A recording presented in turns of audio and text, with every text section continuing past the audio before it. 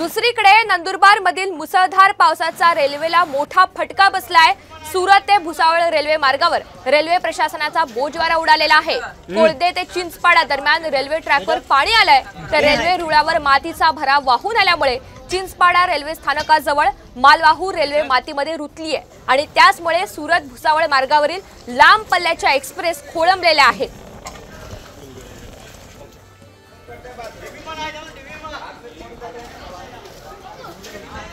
बातमी पावसाच्या संदर्भातील आहे। नंदुरबार जिल्ह्यामध्ये मुसळधार पावसाने थैमान घातलाय।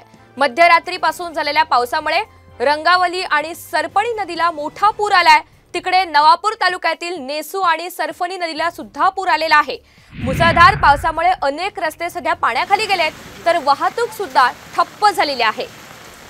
एकंदरीतच नंदुरबार जिल्ह्यामधली आपण ही स्थिती पाहतोय। मुसळधार पावसाने थैमान घातलाय। मध्यरात्रीपासून झालेल्या पावसामुळे रंगावली आणि सरपणी नदीला मोठा पूर आलाय।